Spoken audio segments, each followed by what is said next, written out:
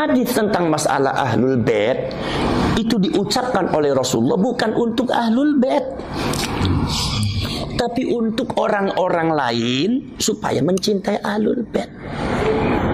Jadi kalau demikian berarti ahlul bait, apalagi oknum-oknum habaib yang mengaku dirinya cucunya Rasulullah, itu jangan sekali-kali menggunakan hadis ini di depan orang lain, karena ini hadis bukan untuk Anda, ini untuk orang supaya mencintai ahlul bait.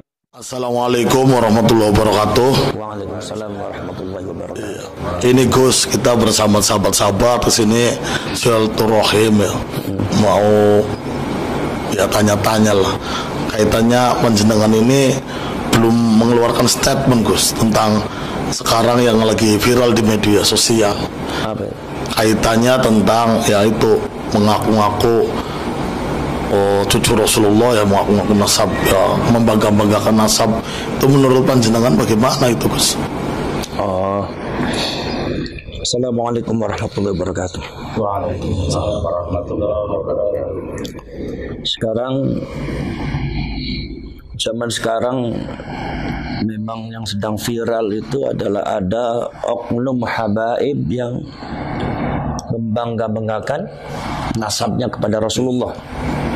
Sekarang saya tanya, kalau seumpama dia itu membangga-banggakan nasabnya kepada Rasulullah, saya tanya dasarnya apa?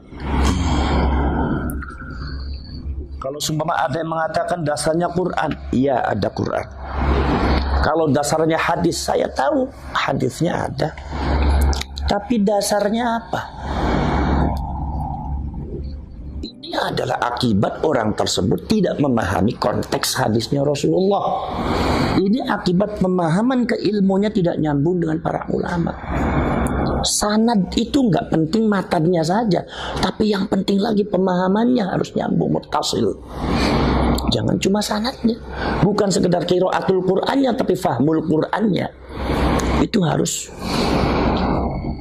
nyambung dengan para ulama, para kiai dan ulama-ulama salaf. Begitu juga kita belajar hadis, bukan sekedar matanya saja sanadnya nyambung, tapi pemahamannya itu juga harus nyambung. Kalau nggak nyambung repot seperti ini akhirnya. Hadisnya Rasulullah tentang masalah ahlul bait ada. Oh, saya itu jurusannya hadis loh. Ada. Itu kasusnya sama juga dengan yang kemarin tuh masalah sodakohnya Pak Yusuf Mansur.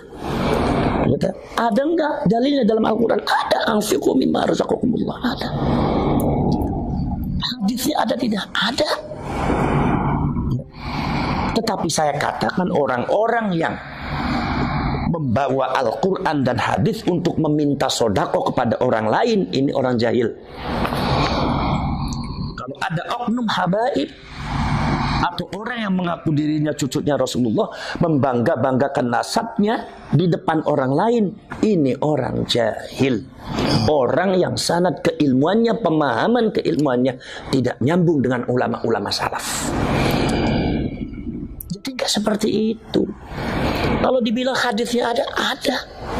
Cuma Anda harus tahu bahwa hadis itu ada tempatnya.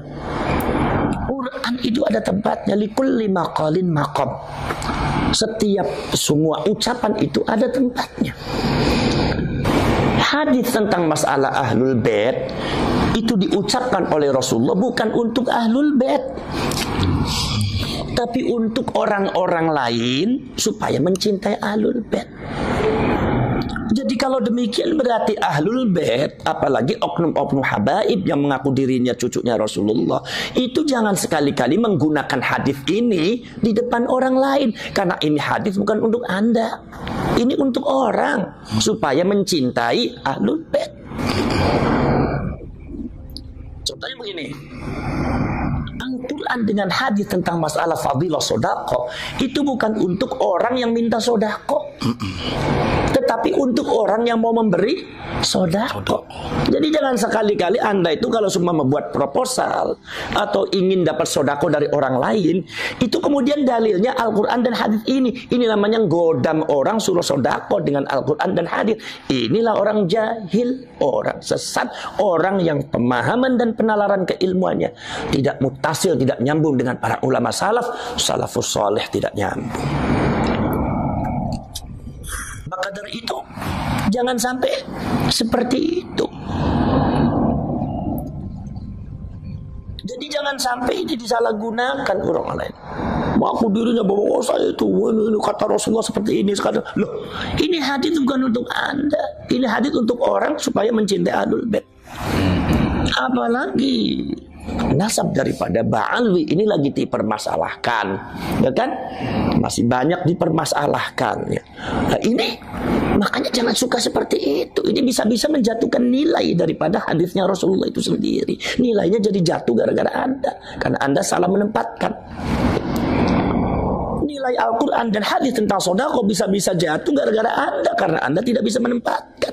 Akhirnya orang ketika didalili itu nggak mempan. Kenapa? Ya gara-gara Anda itu menyalahgunakan hadis dari Al-Quran dan Al-Quran, menyalahgunakan dalil untuk tujuan yang tidak benar dan ditempatkan pada tempat yang tidak benar. Makanya saya harapkan orang-orang semacam itu ngaji dulu lah. Gak usah banyak bicara Quran dengan hadis tuh. Anda itu baca Qurannya saja masih belang-belentung, nggak pakai tajwid. Baca kitabnya saja udah dengan santri saya lebih pintar santri saya. Udah apalagi nahwu sorof dengan balaghah. Ya. Jangan dibilang nahwu sorof itu nggak penting. Penting. Anda mengatakan tidak penting, tapi ulama mengatakan wa nahwu aula awalan ayyu'lama idzil kalamu dunahu lam yufhama. La yufhamatul lan tu li nafyil abad. Tanpa nahwu sorof, maka Quran dan hadis tidak mungkin bisa dipahami dengan benar. Mungkin Anda bisa paham tapi nggak benar.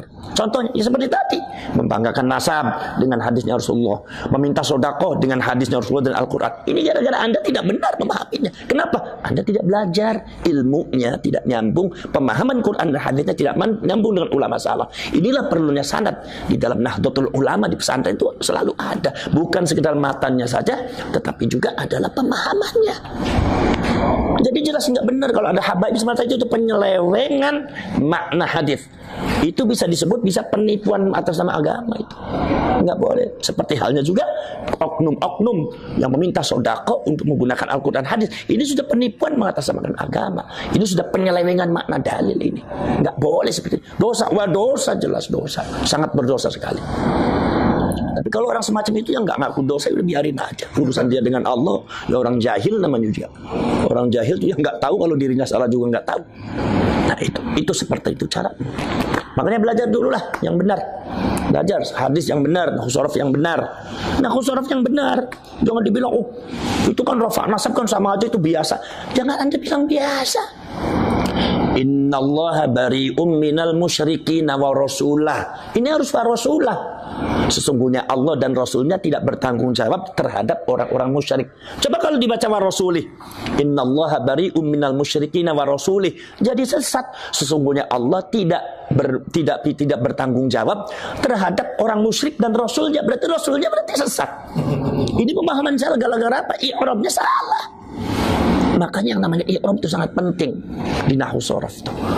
Belajar nahwu sorof dulu lah. Kalau Anda itu baca antara fa'il dan maf'ulnya nggak benar, baca bagaimana itu sighat fa'ala yufa'ilu, mana yang harus fa'ala, mana yang harus af'ala, mana yang harus majhul, mana yang maklum. Anda belum tahu, ya udah Anda jangan mendebat para ulama, para kiai lah. Orang jahil Anda tuh. Orang jahil nggak usah bicara, nggak bicara agama, nanti rusak agamanya nanti. Gara-gara Anda tuh.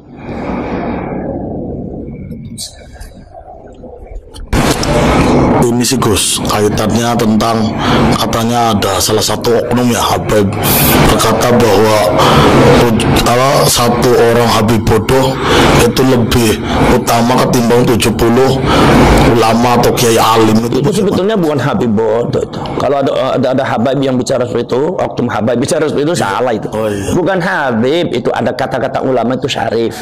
Dan syarif itu bukan Habib. Syarif ya dari Wali Songo. Syarif Sayyid, keturunan Sayyidina Hasan Sudin. Kalau Habib keturunannya dari Habib Alwi. Ba'alwi ini masih banyak diragukan oleh beberapa nakobatul asyraf. Jadi Jadi syarif tujuannya jangan dimaknakan Habib. Satu. Nomor dua, ini makalah dari siapa? Kalau hadis dari siapa ini? Ini perlu dikritisi. Jangan sampai makna makalah, apalagi makalahnya ulama atau hadis dhaif, ternyata maknanya mukhalifun linnas, bertentangan dengan nas Al-Quran, bertentangan dengan nas hadis yang lebih sahih. Sekarang saya tanya, Anda tuh belajar sama orang bodoh, belajar apanya? Sampai belajar Al-Quran sama orang yang bodoh akal Al-Quran, belajar apanya? Kira-kira dapat Al-Qurannya benar apa tidak? Enggak. Bacaannya benar apa tidak?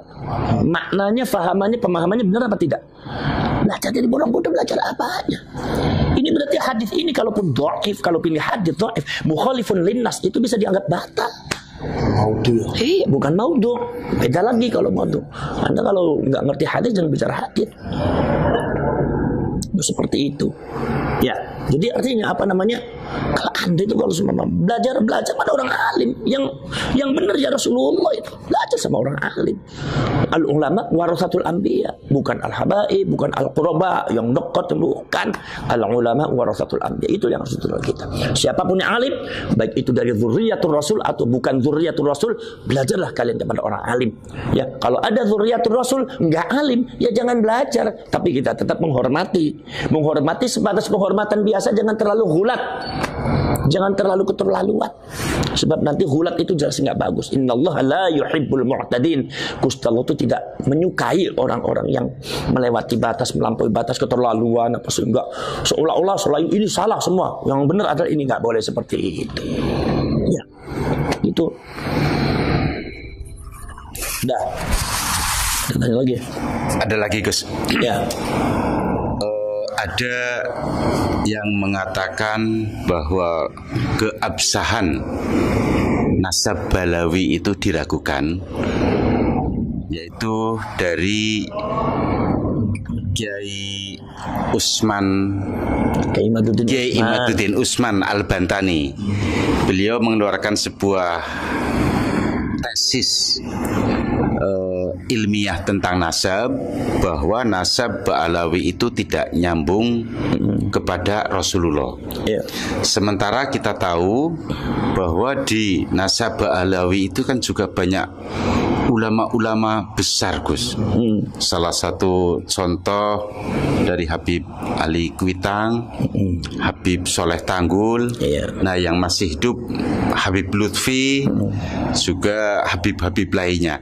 Apakah itu kalau kita ikut meragukan, apakah tidak dikatakan su'ul adab, Gus? Mohon pencerahannya. Ya begini. Jadi Anda jangan merancukan antara kajian hasil ilmiah dengan adab. Itu beda. Kalau Kiai Imaduddin yang saya lihat itu kajian ilmiah. Jadi kalau Anda membantah ya secara ilmiah. Kalau kajian ilmiah ternyata dapatnya tidak sesuai dengan apa yang sudah ditetapkan, nggak jadi masalah. Wong itu masalah ilmiah, masalah biasa ilmiah. Tidak ada kaitannya dengan adab dan akhlak. Kalau Anda bicara masalah debat ilmiah, kemudian Anda kalah, kemudian Anda menggodamnya dengan adab dan akhlak. Ini sistem seperti ini yang dipakai oleh Fir'aun. Fir'aun itu pada waktu debat dengan Nabi Musa, ketika ditanya, Musa kamu itu Tuhannya siapa? Kata Nabi Musa, Tuhan saya yang bisa menghidupkan, yang mematikan. Tuhan saya ada yang bisa menghidupkan, mematikan. Kemudian tiba-tiba Fir'aun menghadirkan dua orang, yang satunya dibunuh, yang satunya dihidupkan. Kata Fir'aun, wa ana uhi wa umit, saya juga menghidupkan tuh, saya juga bisa mematikan. Artinya kalau memang Tuhan kamu adalah menghidupkan dan mematikan, saya juga bisa. Akhirnya kata-kata Nabi Musa apa? Tuhan saya adalah Tuhan yang bisa memindahkan matahari dari timur ke barat dan mendatangkan bulan ketika malam dan melenyapkan ketika siang. Tuhan saya Tuhan yang bisa menggeser matahari. Di situ Fir'aun lemah, logikanya kalah, debatnya kalah. Lah Fir'aun baru menggodamnya dengan apa? Ya dengan kayak tadi, otoritas. Musa, ya, kamu tuh kurang ajar. Bukankah kamu telah diurus sama saya dari kecil? Kamu kan diurus sama saya dari kecil. Begitu besar kamu kurang ajar sama saya. Boro-boro kamu terima kasih. Lah, Fir'aun itu merancukan antara debat ilmiah ya dengan otoritas. Ini bukan bicara masalah otoritas Nabi Musa itu menghormati atau tidak, tetapi ini adalah masalah ilmiah. Ketika Fir'aun tanya seperti itu, ya Nabi Musa jawab. Ketika Nabi Musa itu memenangkan perdebatan itu, maka Fir'aun menggoda Nabi Musa dengan otoritas. Jadi itu caranya Fir'aun mengalahkan orang. Jangan seperti itu. Anda mau begini, seumpama saya urusan dengan santri saya, begitu urusan saya kalah, saya bilang kamu kurang ajar sama guru. Bukankah saya itu ngajar kamu dari mulai kamu nggak bisa sampai sekarang besar, begitu besar kamu sekarang tentang saya. Lah nggak boleh seperti itu. Itu namanya tidak ilmiah. Anda tidak memahami konteks ilmiah namanya. Nah, masalah kajian kayak Imaduddin kajian ilmiah dan itu sah-sah saja kajian masalah. Bukan berarti kayak Imaduddin itu kemudian tidak menghormati Aba Lutfi, Habib Ali, tidak menghormati Sahib Ratil Kubra, Habib Abdullah bin Alwi Al-Haddad atau para habaib yang lain ulama-ulama. Bukan masalah itu. Ya, itu masalah ilmiah. Debat dengan ilmiah saja, nggak apa-apa. Dan kajian-kajiannya juga bagus. Titen kayak Imad itu bagus. Saya sudah lihat itu Titen bagus. Lah, kemudian contoh begini. Imam Malik bin Anas Al-Asbuhi itu adalah muridnya adalah gurunya Imam Syafi'i. Tapi Imam Syafi'i berbeda dengan Imam Malik. Ketika Imam Malik ketika subuh tidak kunut, maka Imam Syafi'i kunut. Debat luar biasa. Bahkan di dalam sejarahnya sanad Ali dipegang oleh Imam Syafi'i itu lebih kuat daripada sanad yang dipegang oleh Imam Malik dalam kitab Muwatta'nya. Sehingga timbullah setelah Imam Syafi'i timbul Imam Bukhari yang punya kitab Sahihul Bukhari yang disebut dengan As-Sahihul Kutub Ba'dal Quran. Artinya bukan Muwatta'. Apakah ini berarti Imam Bukhari kurang ajar sama Imam Malik? Imam Malik bukan seperti itu. Atau Imam Bukhari kurang ajar sama Imam Syafi'i? Atau Imam Syafi'i kurang ajar sama Imam Malik? Oh, Anda jangan seperti itu, bukan itu. Ini adalah kajian ilmiah yang sifatnya peradaban keilmuan. Ya, ilmu harus dinamis, harus maju, harus dinamis. Dan ini di Indonesia saya lihat fenomenanya bagus. Jangan dianggap negatif, ini justru bagus tuh. Dulu perdebatan semacam ini ada di Mesir. Sekarang Mesir mungkin sudah mulai mulai kendor. Sekarang di Indonesia bagus. Walaupun yang perdebatannya sangat luar biasa. Karena apa? Karena menyangkut implikasi dari ketika Kiai Imad mengatakan seperti itu, maka implikasinya membatalkan seluruh nasabnya para habaib. Itu kan begitu. Dan itu menurut saya nggak jadi masalah. Kalau memang kajian Kiai Imad itu benar, dan saya lihat itu memang benar, ya, dalam bukti-bukti data-datanya itu validitasnya itu bisa dipertanggungjawabkan. Makanya Kiai Imad kenceng. Itu ya kita nggak usah jadi masalah. Ya, nggak usah jadi masalah. Sekarang begini, Imam Syafi'i dengan Imam Malik, bahkan Imam Ahmad bin Hanbal, Imam Ahmad bin Hanbal disuruh ijtihad sama Imam Syafi'i. Ya Ahmad ijtihad, ijtihad kamu Ahmad. Imam Ahmad bingung gimana saya harus berbeda pendapat dengan guru saya, apakah suul adab atau tidak. Kata Imam Syafi'i, ijtihad Ahmad, ijtihad, jangan sama dengan saya. Akhirnya Imam Ahmad berijtihad dengan sekuat tenaga, barulah mendapatkan hukum-hukum yang berbeda dengan gurunya. Betapa luar biasa Imam Ahmad. Apakah Imam Ahmad itu kemudian ketika mengatakan Imam Syafi'i dalam hal ini guru saya salah, apa itu kurang ajar? Enggak. Apa itu suul adab? Oh tidak. Itu hal ilmiah. Seperti masalah tayamum, bagaimana Imam Malik dengan Imam Syafi'i berbeda. Bahwasanya kata Imam Syafi'i, Imam Malik itu karena riwayatnya belum banyak datang di Imam Malik tuh. Riwayat masalah tayamum itu datang banyak lengkap ketika saya datang. Ketika saya ada, saya mencari data-data tentang masalah tayamum, ternyata seperti ini, berbeda dengan Imam Malik.